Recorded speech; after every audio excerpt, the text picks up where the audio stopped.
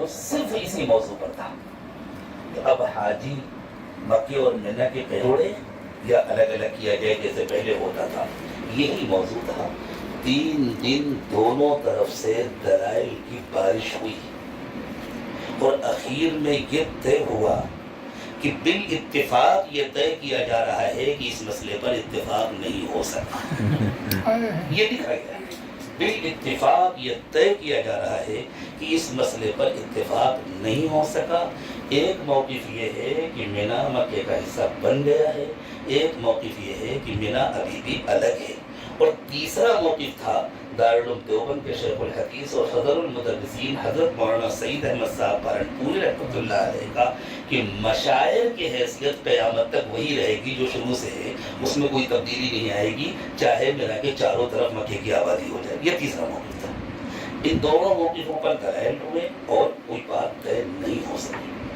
دارالعلوم دیوبند کے جو اس وقت کے مفتیان کرام ہیں ان کا آج بھی یہی فتویٰ ہے کہ مینا مکے کا حصہ نہیں ہے. اس لیے اس عاجز سے جس نے بھی مسئلہ پوچھا, حاجیوں کی سہولت بھی اسی میں ہے. ہم نے ان کو وہی قدیم بات بتلائی کہ بھئی اگر مینا جانے سے پہلے آپ کا قیام مکے میں 15 دن ہے تو آپ مقیم ہیں, ورنہ آپ مسافر ہیں. اس میں حاجیوں کی سہولت ہے. اور مینا میں نہ میں نے جمعہ پڑھا ہے نہ دارالعلوم دیوبند کے محتمم حضرت مفتی ابوالقاسم صاحب نے جمعہ پڑھا ہے. ہم سب نے ظہر پڑھا ہے. اس لیے کہ اگرچہ ہمارے اپنے علماء کے درمیان اس مسئلے میں دلائل کی بنیاد پر اختلاف ہے, لیکن بھائی ہم خالص دیوبندی ہیں. جب تک دارالعلوم دیوبند سے فتویٰ نہیں جاری ہو جاتا اس وقت تک ہم اسی کے فتوے پر عمل کریں گے.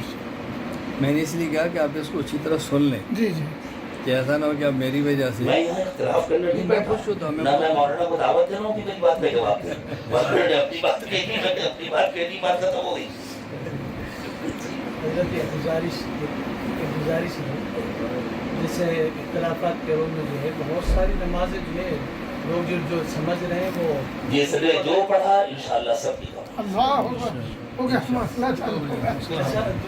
ختم ہو گیا. مسافر کے پیچھے پڑے اپنی نمازیں پوری نہیں کر رہے ہیں, بچی چھوڑ دے رہے ہیں. اگر وہ اپنے کو مسافر سمجھ کے پڑھ رہا ہے انشاءاللہ قبول ہے, مقیم سمجھ کر پڑھ رہا ہے اور نہیں پوری کی نہیں قبول ہوگی. جی یہ گزارش ہے نماز پڑھانے سے پہلے ہم اعلان کر دیتے ہیں کہ امام مسافر ہے, مقیم حضرات اپنی نماز پڑھی. وہاں یہ بھی طے ہوا المباحث الفقیہ کے اجلاس میں, ساتھ میں تجویز میں یہ بھی طے ہوا کہ جس کو جس مفتی پر اعتماد ہو اس کے فتوے پر عمل کر لے. تو جو مقیم سمجھ رہا ہے وہ بھی دلیل کی بنیاد پر سمجھ رہا ہے, یا کسی صاحب دلیل کا اتباع کر رہا ہے. جو اپنے کو مسافر سمجھ رہا ہے وہ بھی یا تو دلیل کی بنیاد پر سمجھ رہا ہے یا کسی کا اتباع کر رہا ہے. انشاءاللہ دونوں کی قبول. لیکن جب ہم سے کوئی مسئلہ پوچھے گا تو ہم اس سے یہ نہیں کہیں گے کہ اس میں اختلاف ہے, ہم کہیں گے دارالعلوم دیوبند کا یہ فتویٰ ہے. میں ایک بات بار بار اپنے بیانات میں عرض کرتا ہوں, تحریراً بھی تقریراً بھی, فی زمانہ ہر شخص ایک اپنا بندہ طے کرتا. فی زمانہ ہر بندہ ایک شخص طے کرتا. مثال کے طور پہ ایک میرا شاگرد ہے, میرا مرید ہے, میں انہیں کہتا ہوں کہ آپ مجھے طے کریں. اب آپ دائیں بائیں نہ دیکھیں, مسائل میں اختلاف ہوگا, آپ الجھن کا شکار ہوں گے. حضرت کا مرید ہے, شاگرد ہے, وہ طے کر لیں. اس سال اسی مسئلے پر ہندوستان سے مجھ سے بعض رابطے کیے. آپ یہ کہہ رہے ہیں دارالفتہ دیوبند یہ کہہ رہے ہیں. میں نے کہا میں نے آپ سے کہا نہیں کہ ایک بندہ طے کر لیں. آپ طے کر لیں کہ ہم نے دارالفتہ دارالعلوم دیوبند ہی کے مطابق چلنا ہے, پھر دائیں بائیں مت دیکھیں, کیونکہ ان فقہی مسائل میں اختلافات چلتے ہی رہنے.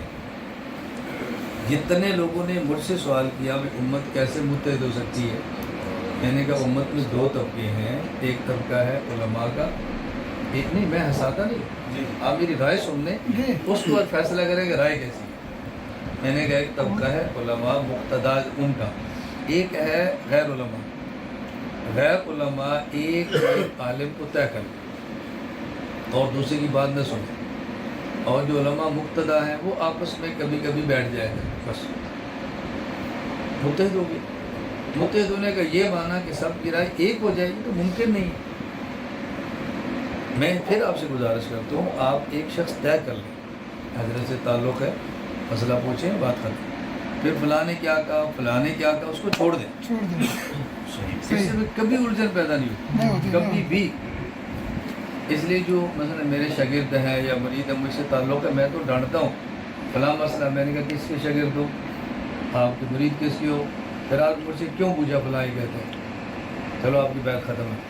नहीं नहीं, मैंने कहा फिर ज़रूरत क्या पूछने की, एक बात तय कर लो, मसला ख़त्म हो जाएगा। ये आज भी मसाइल इसी वजह से उलझन का शिकार हैं।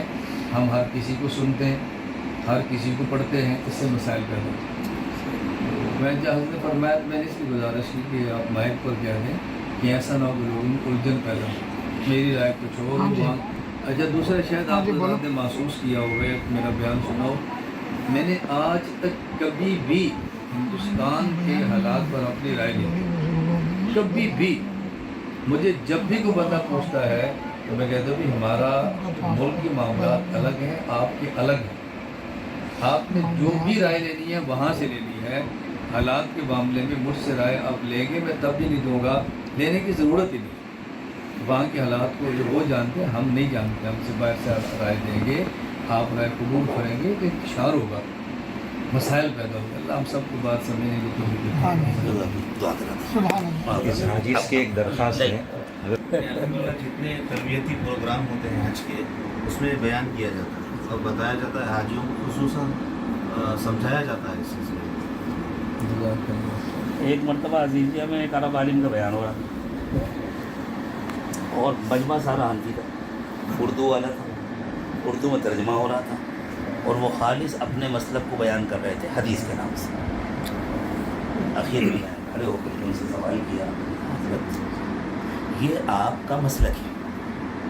कहने नहीं हदीस है। मैंने कहा हदीस नहीं है, या आपकी फ़हम हदीस है? आप फ़हम हदीस को हदीस कहते हैं। अगर यही हदीस होती तो उम्मत में इख्तिलाफ ही नहीं होता। तो जिन लोगों में आपस में इख्तिलाफ है वो कोई मुनाफिक लोग थोड़ी थे, वो दीन के दुश्मन थोड़ी थे, सारी दुनिया मानती है कि वो सब मुखलिस लोग थे। तो मुखलिसीन में इख्तिलाफ इसलिए हुआ ना कि इख्तिलाफ हदीस में नहीं हुआ, इख्तिलाफ हदीस की फ़हम में हुआ। तो आप अपनी फ़हम को हदीस कहते हैं, बोलते ये गलत है, इसको कहना बंद कीजिए। दूसरी बात ये है कि सामने जो आपके मजमा बैठा हुआ है वो हनफी मसलक है, वो अपने उलमा से कुछ और सीख करके आया है, आप कुछ और सिखा रहे हैं, तो आप इंतशार क्यों पैदा कर रहे हैं?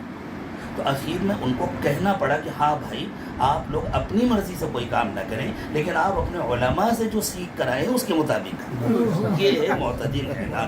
लेकिन फिर मैंने उनसे कहा कि शेख आपका मुतरजिम इसका तर्जमा नहीं करेगा, इसलिए माइक मुझे दीजिए, मैं आपके इन जुमलों का तर्जमा कर दूँ। तो उन्होंने मुझे माइक दिया, मैंने उर्दू में, मुझे मालूम था मुतरजिम साहब ये कभी नहीं कर सकते मैं उनका तर्जमा, तो सीख के आना चाहिए। मौलाना दुआ फरमाइए।